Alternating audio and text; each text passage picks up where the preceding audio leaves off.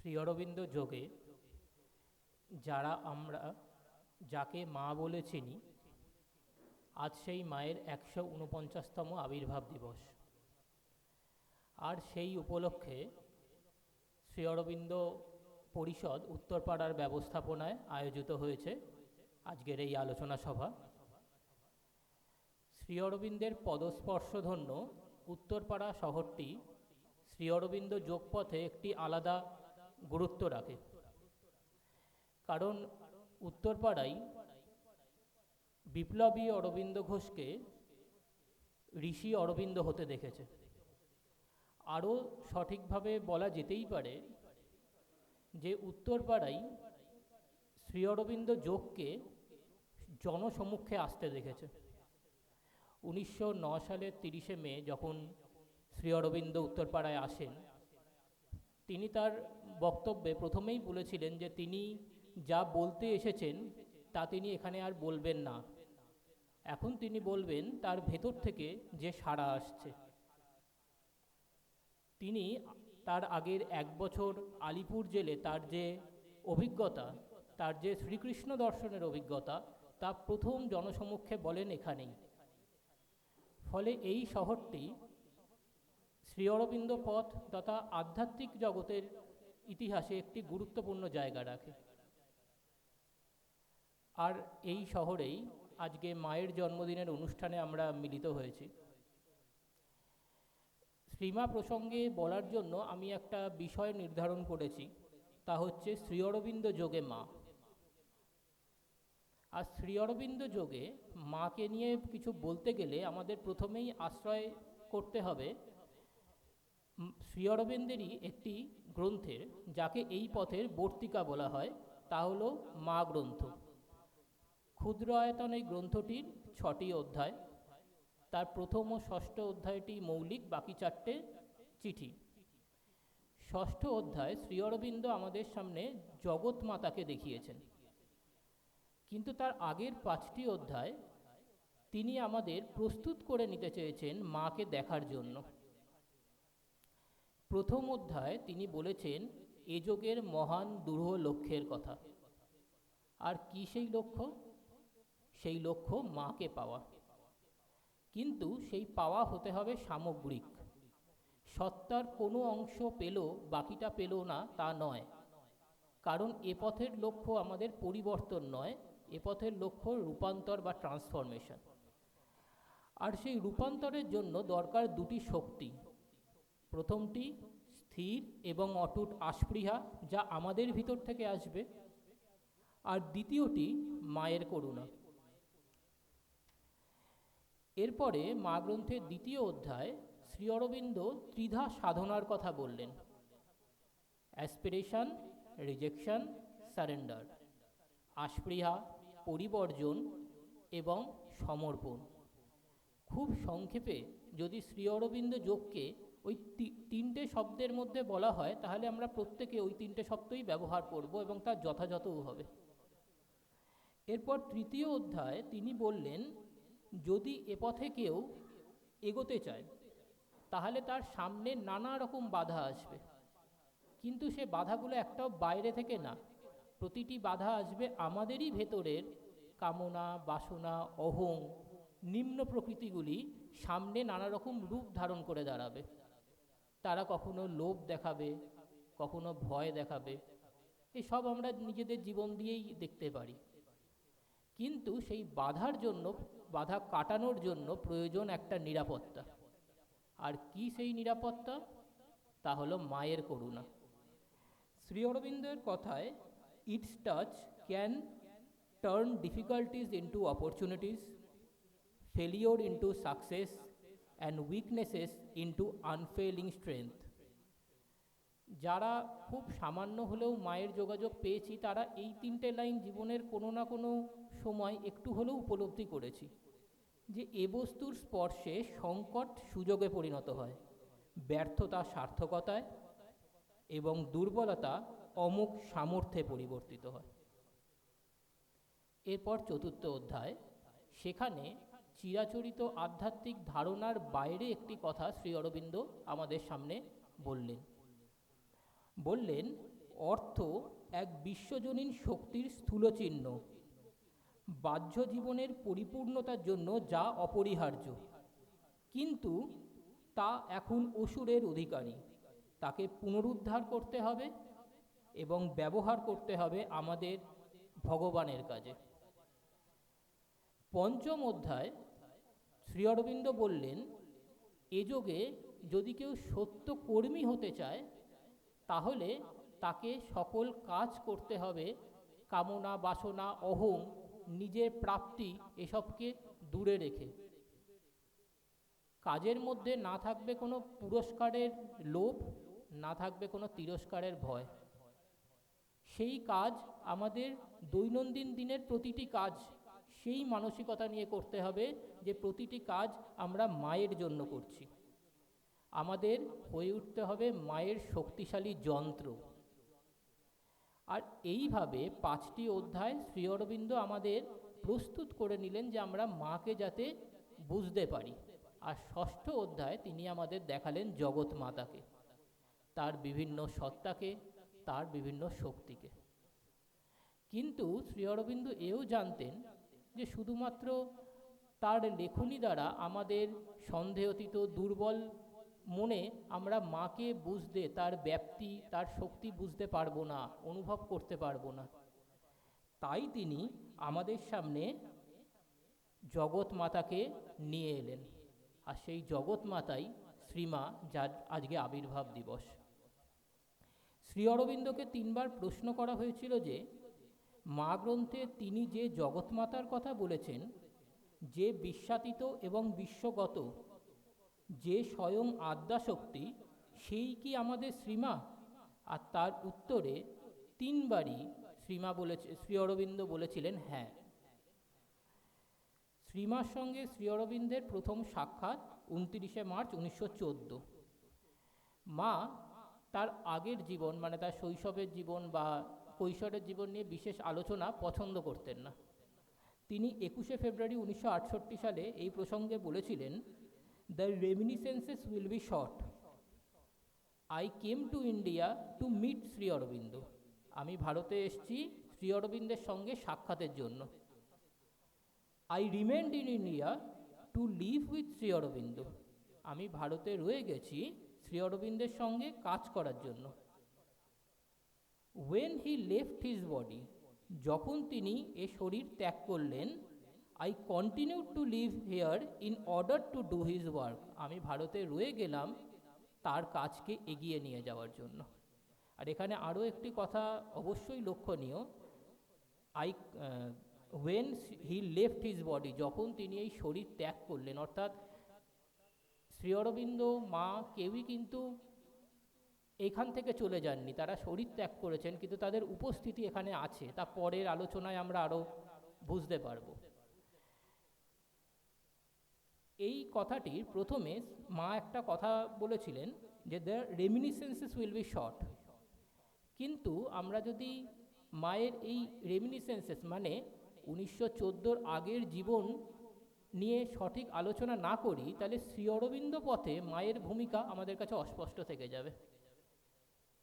কারণ তার রেমিনিসেন্সেস আমরা বাইরের দিক থেকে যেগুলো প্রাপ্তি বর্তমানে বলে থাকি, যেগুলো দিয়ে আমরা একটা মানুষের পরিস্থিতি বিচার করি, অবস্থা বিচার করি, সেগুলি সবই তার ছিল, উল্টে আরও বেশি ছিল। যেমন তার জন্ম আমরা জানি 1978 সালের 21শে ফেব্রুয়ারি প্যারিসে। তার পরিবার একটি ধনী এবং বস্তুতান্ত্রিক পরিবার ছিল। সেখানে আধ্যাত্মিকতার সাথে সেরকম কোনো যোগাযোগ মায়ের আগে তেমন পাওয়া যায়নি কিছু। শ্রীমা নিজে অনেক দিকে অত্যন্ত পারদর্শী ছিলেন, তার মধ্যে তিনি একজন সঙ্গীত শিল্পী ছিলেন। তার নিদর্শন আমরা শ্রী অরবিন্দ পথের বিভিন্ন অনুষ্ঠানে শুনতে পাই, অর্গান মিউজিকের মাধ্যমে। বর্তমানে যা নিয়ে খুব আলোচনা চলছে তা হচ্ছে তিনি একজন পারদর্শী অঙ্কন শিল্পী ছিলেন। তার অনেক আঁকা আছে। প্যারিসের সে সময় যে সকল বিখ্যাত শিল্পীরা ছিলেন প্রায় প্রত্যেকের স্টুডিওতে গিয়ে তিনি আঁকা শিখেছেন এবং তার সাথে কাজ করেছেন। আরও একটি তার পরিচয়, তিনি উচ্চতর গণিতেও পারদর্শী ছিলেন। আর তার নিদর্শন আমরা আশ্রমের যে নিখুঁত সংগঠন তা দিয়েই দেখতে পাই। এরপর আসি শ্রীমার হাজবেন্ড পল রিশারের কথায়। তিনি একজন ব্যারিস্টার ছিলেন এবং রাজনীতিবিদ ছিলেন। তিনি পন্ডিচেরিতে প্রথমবার এসেছিলেন 1910 সালে, যখন শ্রী অরবিন্দের সাথে তার সাক্ষাৎ হয়েছিল। তখন এসেছিলেন তিনি ডেপুটি নির্বাচিত হওয়ার জন্য, যদিও তিনি তা হতে পারেননি, কারণ তার আগেই সকল টিকিট বেলি হয়ে গেছিল। তারপর তিনি চলে গেছিলেন। কিন্তু আমার এই কথাগুলো বলার তাৎপর্য এই যে, মায়ের যে অতীত তা বাইরের দিক থেকে অত্যন্ত উজ্জ্বল ছিল, কিন্তু তিনি সব ছেড়ে শ্রী অরবিন্দ যোগের জন্য আমাদের এখানে এসেছিলেন, শ্রী অরবিন্দের সঙ্গে কাজ করার জন্য। এমনকি তিনি তার ন্যাশনালিটি সেটাও ছেড়েছিলেন। তিনি পরবর্তী সময় ভারতের ন্যাশনালিটি নিয়েছিলেন। তিনি তার নাম সেটাও ত্যাগ করেছিলেন। মীরা আলফাসা নাম তিনি পরবর্তীকালে আমরা কিন্তু মা বা দি মাদার নামেই তাকে বেশিরভাগ চিনি। ফলে শ্রী অরবিন্দ যোগের জন্য বা এই পথে শ্রী অরবিন্দের সঙ্গে কাজ করার জন্য তিনি তার উজ্জ্বল অতীতকে ছেড়ে আমাদের এখানে এসেছিলেন। এখন এটা আমাদের মনে হতে পারে যে শ্রী অরবিন্দর সঙ্গে তার যোগাযোগটা কোথা থেকে হলো, যে শ্রী অরবিন্দ যোগের প্রতি তিনি এতটা আকর্ষণ বোধ করলেন বা এখানে এলেন। তার সাথে কি তার আগে কোনো যোগাযোগ ছিল? উত্তর হ্যাঁ, দুভাবে যোগাযোগ ছিল। প্রথম স্পিরিচুয়ালি, দ্বিতীয় মেটেরিয়ালি।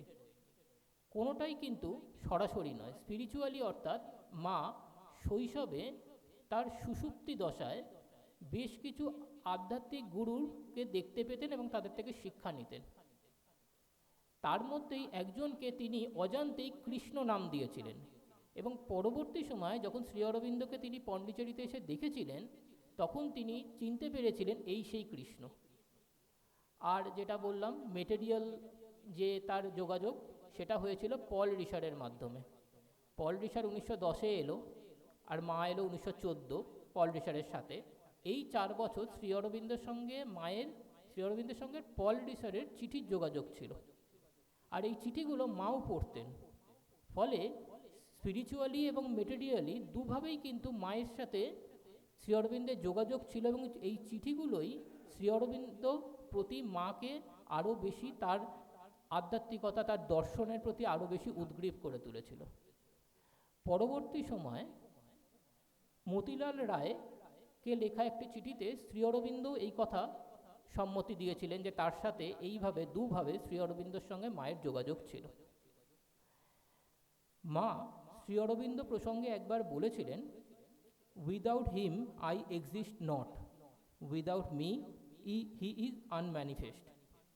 প্রথম পার্টটা অর্থাৎ without him I exist not, এটা তো আমরা বুঝতেই পারি যে শ্রী অরবিন্দ যোগ, শ্রী অরবিন্দ যোগ ছাড়া আমরা যদি ধরে নিই কথাটি বলছি কারণ মাও একজন অত্যন্ত উচ্চমানের যোগী ছিলেন, এবং সেটা শ্রী অরবিন্দ বারবার বলেছেন।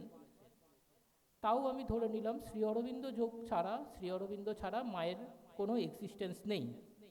কিন্তু পরের অংশটি যে without me he is unmanifest, Shri অরবিন্দর অপ্রকাশিত মাকে ছাড়া, সেটা যদি আমরা বুঝতে চাই আমাদের তাহলে আলোচনা করতে হবে 1914 29 মার্চের পরবর্তী জীবন নিয়ে, যে কেন মা এই কথাটা বলেছে যে মাকে ছাড়া শ্রী অরবিন্দ অপ্রকাশিত। 29 মার্চ মা এলো 1914, শ্রী অরবিন্দ পন্ডিচেরিতে এসেছিলেন 1910 4 এপ্রিল। এই 4 বছর শ্রী অরবিন্দ বাইরের দিক থেকে অনেক সমস্যার সম্মুখীন হয়েছিলেন। প্রথম সমস্যা ছিল তাদের কোনো নির্দিষ্ট আবাস ছিল না। এই 4 বছরে তারা 5টা বাড়ি চেঞ্জ করেছিল। দ্বিতীয় এবং সবথেকে যেটা বড়, অর্থ সংকট। তাদের ন্যূনতম যেগুলো দরকার সেগুলোও তাদের ছিল না। তারা যে কজন পার্ষদ ইনক্লুডিং শ্রী অরবিন্দ একটা টাওয়াল ব্যবহার করত। ঘরে ছিল একটা খাটিয়া, দড়ির খাটিয়া, তারও আবার একটা দিকের দড়ি ছিঁড়ে গেছে, ফলে শ্রী অরবিন্দকে সারা রাত বা যখনই তাই শুতেন এক কাতে শুতে হতো, তিনি পাশ ফিরতে পারতেন না। এছাড়া ব্রিটিশ পুলিশ সব সময় তাকে লক্ষ্য রাখত এবং বিভিন্নভাবে চেষ্টা করেছিল তাকে পন্ডিচেরি থেকে বাইরে নিয়ে যাওয়ার। গুপ্তচর পাঠানো, ফরাসি সরকারকে চাপ দেওয়া, এমনকি একবার তাকে অপহরণের পরিকল্পনাও করেছিল। কিন্তু কাকতালীয় হোক বা দৈবযোগে হোক, মায়ের পণ্ডিচেরিতে আসার পর থেকে সব কিছুই আস্তে আস্তে স্থিতিশীল হতে শুরু করে। তার প্রথম নিদর্শন 1914-ই 15ই আগস্ট পলডিসার এবং মায়ের অনুপ্রেরণায় প্রথম আর্য পত্রিকা প্রকাশিত হয়, এবং তারপরে 7 বছর অর্থাৎ 1921-এর জানুয়ারি পর্যন্ত এই 7 বছর আর্য পত্রিকায় শ্রী অরবিন্দের 9টা মহাগ্রন্থ রচিত হয়, প্রকাশিত হয়।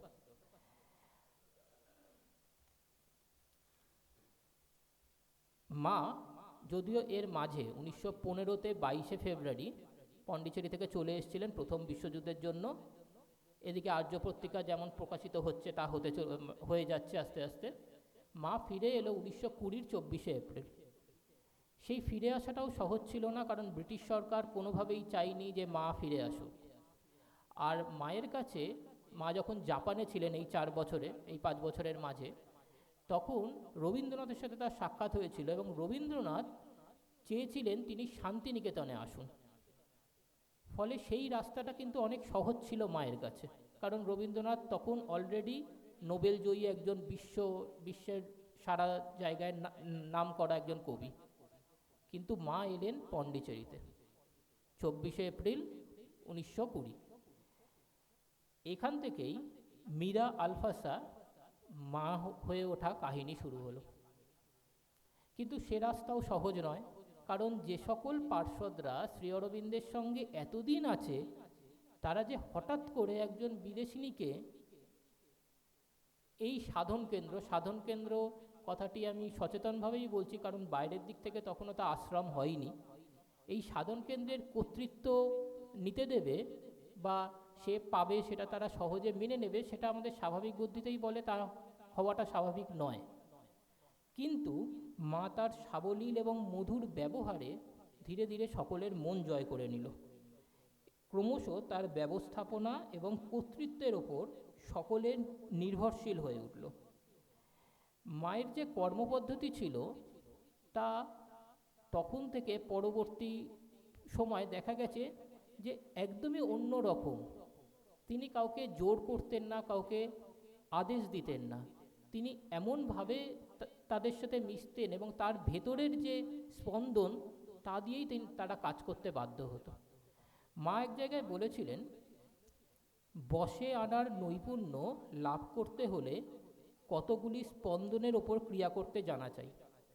যেমন কোনো কথা না বলে, কোনো কৈফিয়ত না দিয়ে, কেবল তোমার উপস্থিতির দ্বারাই তুমি মন্দ স্পন্দনকে ভালো স্পন্দনে নিয়ে আসবে।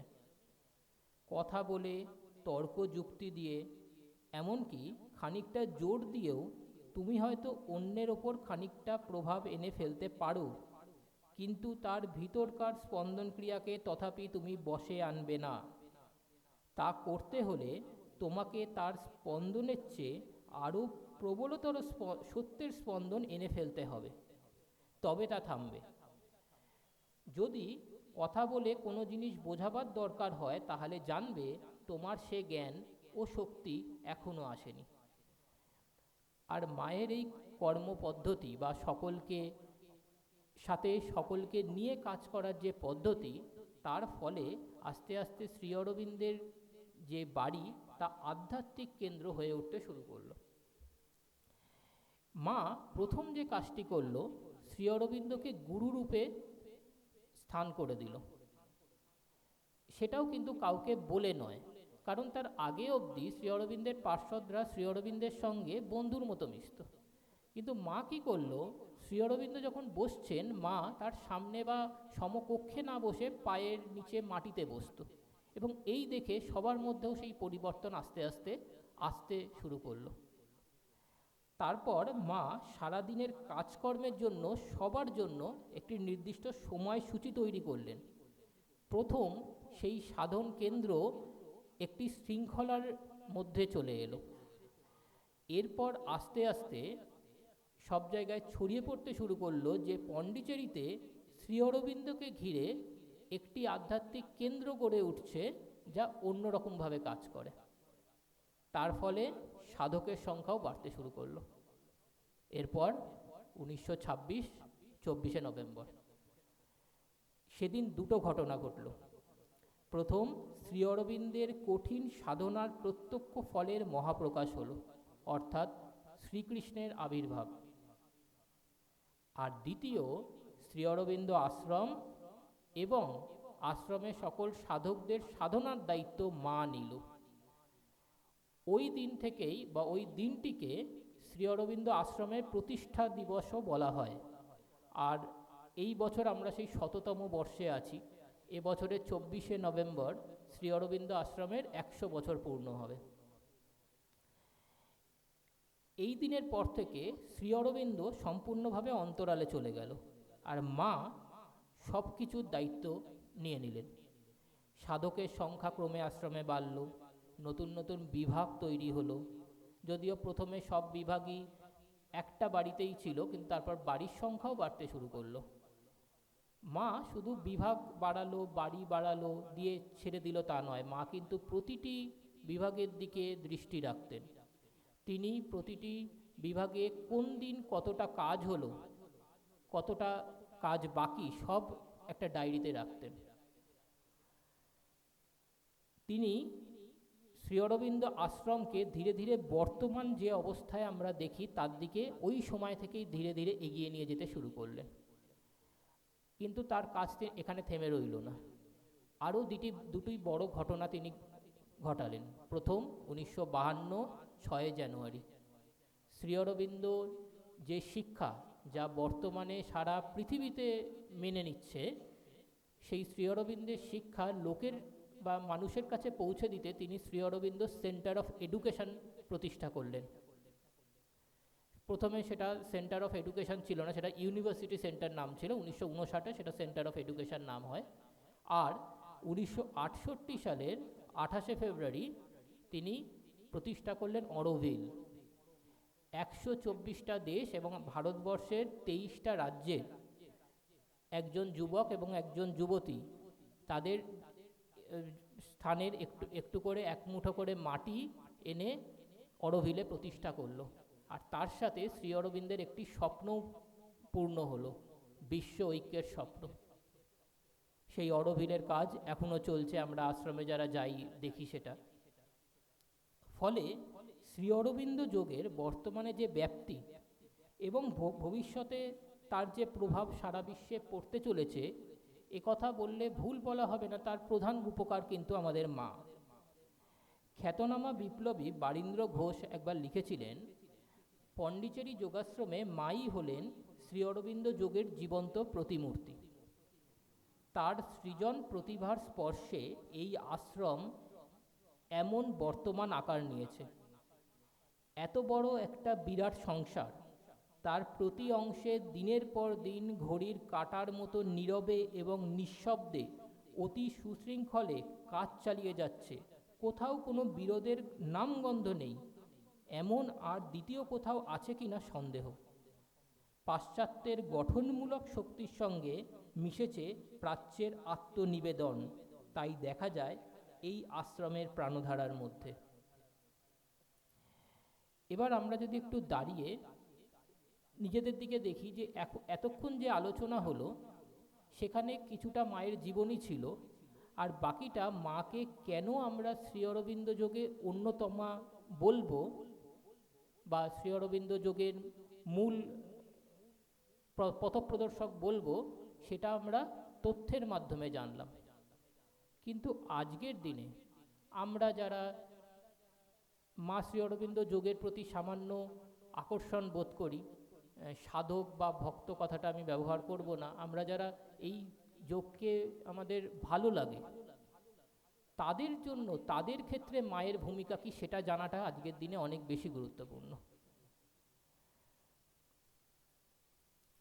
আর এই যে মায়ের ভূমিকা আমাদের সাধারণদের জীবনে সরাসরি কি তা জানার জন্য শ্রী অরবিন্দের বাংলা চিঠিগুলি যথেষ্ট। আমরা যারা নিজেদের জীবন নিয়ে অখুশি, নিজেদের নিম্ন প্রকৃতিগুলি বারবার যাদের এগোনোর বাধা হয়ে দাঁড়ায়, বারবার যারা আমরা আক্রান্ত হই তাদের দ্বারা, তারা লোভ দেখায়, তারা ভয় দেখায়, তারা আমাদের এগোতে দেয় না। আমরা চাই এগোতে, কিন্তু তারা আমাদের পথ আটকে ধরে। যাদের কাছে অতিমানস বা রূপান্তর দুর্বোধ্য, আবার যারা সহজে হয়তো শ্রী অরবিন্দের কথা বুঝতে যাদের বা পড়তে যাদের ভাষাগত সমস্যা হয়, তাদের কাছে রাস্তা কি? তারা কিভাবে নিজেদের অহংকার, নিজেদের কামনা বাসনাকে পরাস্ত করবে? তারা কিভাবে সাধারণ হয়েও মায়ের পথে এগিয়ে যাবে?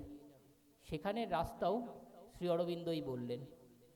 তিনি বললেন, মাই গন্তব্যস্থান, তার মধ্যে সবই আছে, তাকে পেলে সব পাওয়া যায়, আর তার চেতনার মধ্যে বাস করলে বাকি সব এমনি আপনিই ফুটে ওঠে। ফলে আমাদের গন্তব্য মা। যদি আমাদের কেউ জিজ্ঞেস করে যে শ্রী অরবিন্দ পথের বা যোগের লক্ষ্য কী, অতিমানস শব্দটা আমরা শুনেছি, আমিও শুনেছি, কিন্তু অতিমানস কী যদি আমাকে কেউ জিজ্ঞেস করা হয়, আমি কিচ্ছু বলতে পারবো না সে সম্পর্কে। এখানে বেশিরভাগই প্রত্যেকেই আমার গুরুজন, তারা আশা করি সে বিষয়ে বলতে পারবেন, কিন্তু আমার কাছে কোনো ধারণা নেই। কিন্তু আমি এইটুকুনি বুঝতে পারি যে শ্রী অরবিন্দর পথের লক্ষ্য আমার কাছে মা, এবং শ্রী অরবিন্দও সেই কথাই বলেছেন যে আমাদের গন্তব্য মা। এবং অতিমানস নিয়েও আলোচনা তিনি বিশেষ পছন্দ করতেন না, কারণ এটা মন দিয়ে বোঝার জিনিস নয় বা কথা বলে বোঝার জিনিস নয়। তাই তিনিও দেখিয়ে দিয়ে গেছিলেন আমাদের মাকে। প্রশ্ন হচ্ছে যে মাকে আমরা পাবো কোথায়? কারণ এখন তো তিনি শরীরে নেই, তাহলে মাকে কোথায় পাবো? পন্ডিচেরিতে গেলে পাবো, প্যারিসে গেলে পাবো, না আমার বাড়িতে আমার ঘরের কোনায় পাবো? শ্রী অরবিন্দই এর উত্তর দিয়ে বলছেন, সর্বদাই এই কথা মনে রেখে এরূপ আচরণ করবে যে মা সব কিছুই দেখতে পাচ্ছেন, কারণ বাস্তবিক সর্বদাই তিনি তোমার কাছে রয়েছেন উপস্থিত। আর মাও ঠিক একই কথা বলছেন, আমি বাস্তব রূপেই তোমাদের সঙ্গে সঙ্গে থাকি, আই অ্যাম নিয়ার ইউ। ফলে আমরা যারা মা শ্রী অরবিন্দ পথে, আমরা কতটা সৌভাগ্যবান যে আমরা প্রতি মুহূর্তে মা শ্রী অরবিন্দকে আমাদের সাথে পাচ্ছি। আমাদের চলার পথে তারা আমাদের সাথে চলছেন, আমাদের নিয়ে চলছেন। স্বয়ং জগৎ মাতা আমাদের সাথে সর্বদা আছে। আমাদের কাজ শুধু কি? তাকে ডাকা। শ্রী অরবিন্দ বলল, তপস্যা শুধু এই স্থির থাকা, মাকে ডাকা, খুব শান্ত দৃঢ়ভাবে অশান্তিকে, নিরাশাকে, কামনা বাসনাকে প্রত্যাখ্যান করা। তপস্যা শুধু এই স্থির থাকা, মাকে ডাকা। এবার মাকে আমরা পাবো কি করে? তার জন্য তো আমাদেরও প্রস্তুত হতে হবে। মা সব সময় আমাদের সাথে আছে, কিন্তু আমরা উপলব্ধি করতে পারি না। এমন এমন সময় মনে হয় যে মা নেই, আমরা সেটা অনেক সময় অভিযোগও করি, কিন্তু মা রয়েছেন, কিন্তু আমরা তা উপলব্ধি করতে পারছি না। তাহলে তার জন্য আমাদের কি করতে হবে? আমাদের দরকার তিনখানা জিনিস। প্রথম দরকার এবং সবথেকে যেটা দরকারি, বিশ্বাস। শ্রী অরবিন্দের নিজস্ব ইংলিশে তিনি বলেছেন, দ্য স্ট্রংগেস্ট স্টাফ, সব থেকে শক্তিশালী অবলম্বন। এই বিশ্বাস আমাদের দরকার। শ্রী অরবিন্দের কথাই বলছি, মায়ের উপর সম্পূর্ণ বিশ্বাস ও শ্রদ্ধা যার আছে, সে সবসময় মায়ের কোলে, মায়ের মধ্যে থাকে। বাধা উঠতে পারে, কিন্তু হাজার বাধা তাকে বিচলিত করতে পারে না। সে বিশ্বাস, সে শ্রদ্ধা সব সময়, সব অবস্থায়, সব ঘটনায় অটুট রাখা, এ হলো যোগের মূল কথা। আর সব গৌণ, এটিই হচ্ছে আসল। ফলে বারংবার শ্রী অরবিন্দ বলেছেন, আমাদের মায়ের ওপর প্রতি মুহূর্তে বিশ্বাস রাখতে হবে। যখন আমরা দেখব পরিস্থিতি আমাদের পক্ষে নয়, আমরা মাকে ডেকে কোনো উত্তর পাচ্ছি না, তখনও এ বিশ্বাস রাখতে হবে যে হয়তো উত্তর পাচ্ছি না, এখন হয়তো এটাই দরকার, কারণ এখন হয়তো উত্তর পেলে আমি ভুল দিকেই এগোবো। ফলে প্রতি মুহূর্তে সেই বিশ্বাস দিয়ে মায়ের ওপর রাখলে মা প্রতি মুহূর্তে আমাদের সেই প্রোটেকশন দেবে। দ্বিতীয় প্রয়োজন ধৈর্য। আমরা দুদিন বিশ্বাস করলাম, করে ফল পেলাম না, সাথে সাথে আমি উদ্গ্রীব হয়ে উঠলাম, উৎকণ্ঠায় ভরে গেলাম, তাহলে চলবে না। শ্রী অরবিন্দ বলছেন কত দূর এসেছি আর কত দূর, এই সব প্রশ্নতে বিশেষ কোনো লাভ নেই।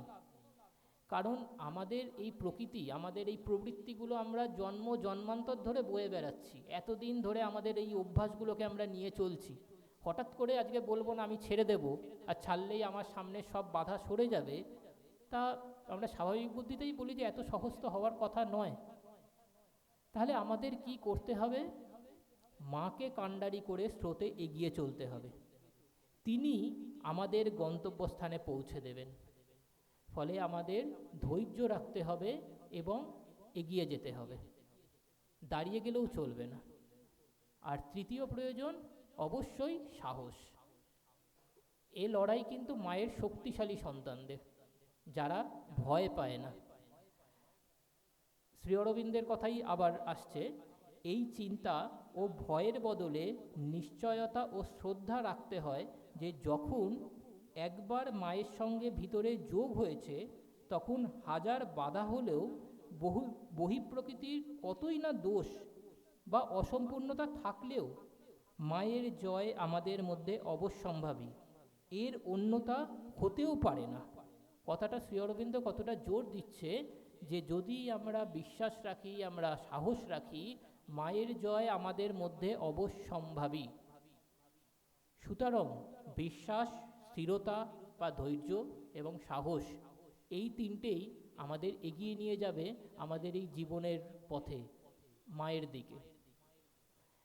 পথে বাধা আসবে, বারবার আমরা পড়ে যাব। মা সেই জন্যই বলেছে হাজারবার পতন হবে, কিন্তু মাকে ডাকলে মা আবার তুলবে। আমরা চাইবো, আমরা বুঝতে পারবো, আমরা জীবন দিয়ে এগুলো দেখেছি। যে খুব স্থূল যদি উদাহরণ দিই, যে আমার কোনো একটা রোগ আছে, আমার এখন খুব পরিচিত যেটা ডায়াবেটিস আমার আছে, ডাক্তার বারণ করেছে যে তুমি এই খাবে না, আমি জানি এটা খেলে আমার ক্ষতি হবে, আমি 10 বারে 8 বার আমি মেনেও নিচ্ছি, কিন্তু মিষ্টির দোকানে গেলে আমি কখনো কখনো সেখান থেকে সরে যাচ্ছি। কারণ আমি এটা একটা খুব স্থূল উদাহরণ দিলাম, এগুলো কিন্তু প্রতি মুহূর্তে আমাদের সূক্ষ্ম বিভিন্ন প্রকৃতির মধ্যে হচ্ছে, যে আমরা জানি এগুলো আমাদের ভুল, কিন্তু আমরা করে যাচ্ছি। কিন্তু করে আবার যখন বুঝতে পারবো, তখন মাকে ডাকতে হবে, আমাদের মা আবার আমাদের তুলে ধরবে, আবার আমাদের এগিয়ে নিয়ে যাবে। শ্রী অরবিন্দ যোগের সম্পূর্ণই মা নির্ভর। সেই জন্য শ্রী অরবিন্দ যোগে শ্রী অরবিন্দ প্রতিটা কথায় মায়ের কথাই বলেছেন। এ যোগে মাই পথ, মাই পাথেয়, আবার মাই গন্তব্য। আমাদের শুধু স্থির থাকতে হবে, দৃঢ় থাকতে হবে, আর সচেতন থাকতে হবে। কিসের প্রতি সচেতন? আমাদের ওই নিম্ন প্রকৃতি, যারা নানা রূপে, সেই পৌরাণিক ঘটনায় বা ছোটোবেলায় যে আমাদের ছোটোবেলাতেও দেখেছি বিভিন্ন গল্প, যে অসুর বিভিন্ন রকম রূপ নিয়ে আসছে, এসে বিভিন্নভাবে ঋষিদের ভুল বোঝানোর চেষ্টা করছে, কখনো ভয় দেখাচ্ছে। ঠিক একইভাবে আমাদের প্রকৃতিগুলোও কিন্তু নানাভাবে আসে। কখনো সে বোঝায় যে এটা করলে কিচ্ছু হবে না, কখনো এমন এমন ভয় দেখায় যেটা হয়তো আমাদের জীবনে হবেও না, কিন্তু সে দেখায়, দেখ এটা হতে পারে, সেটা হতে পারে। ফলে আমাদের প্রতি মুহূর্তে তাদের দিকে নজর রাখতে হবে, তাদের প্রতি সচেতন থাকতে হবে। আর যখনই বুঝবো যে এটা ভুল, সঙ্গে সঙ্গে তাকে বর্জন করতে হবে। ওই প্রথমেই শ্রী অরবিন্দ মা গ্রন্থের 2য় অধ্যায় বলেছিল, অ্যাসপিরেশন, রিজেকশন, সারেন্ডার। আস্পৃহা করতে হবে মায়ের জন্য, নিজের নিম্ন প্রকৃতিগুলোকে রিজেক্ট করতে হবে, প্রতি মুহূর্তে বারবার করতে হবে। আর সর্বোপরি যেটা মা শ্রী অরবিন্দ জানতেন, যে আমরা অ্যাসপিরেশন আর রিজেকশন সবসময় পারবো না, তাই জন্য এলো সমর্পণ বা সারেন্ডার। আমাদের সব কিছু, আমাদের ভালো খারাপ, আমাদের পুরস্কার তিরস্কার, আমাদের আনন্দ দুঃখ, সব কিছু প্রত্যেকটা মুহূর্তে তাকে দিতে হবে। তাহলেই আস্তে আস্তে আমরা দেখব আমরা তার দিকে এগোচ্ছি, সে আরও আরও বেশি করে আমাদের আঁকড়ে ধরছে। সাবিত্রীর একটা খুব সুন্দর লাইন, যেটা আমরা প্রত্যেকেই শুনেছি, যা এই পরিস্থিতিতে এই দিনের জন্য উপযুক্ত।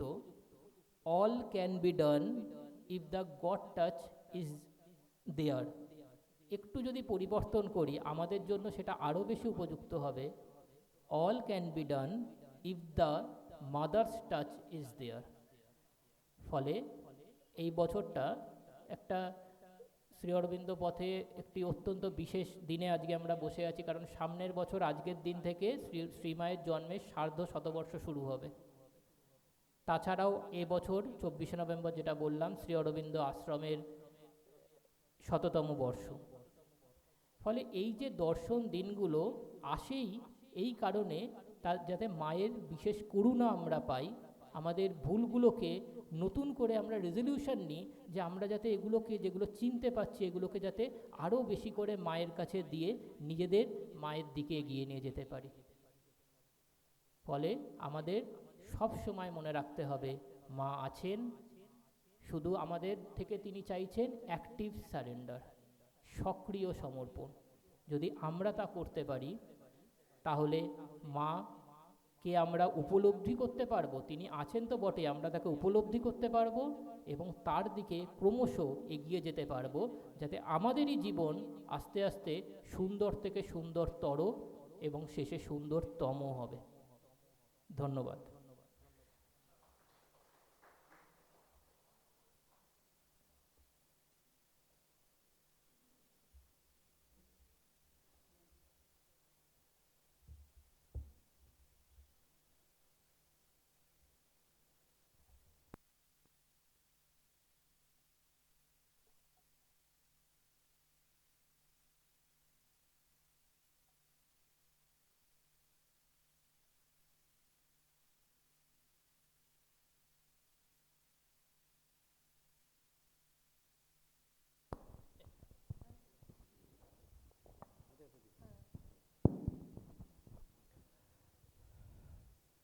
ধন্যবাদ এবং শুভেচ্ছা জানাচ্ছি আমাদের বক্তা শ্রী দীপজ্যোতি মিত্র মহাশয়কে।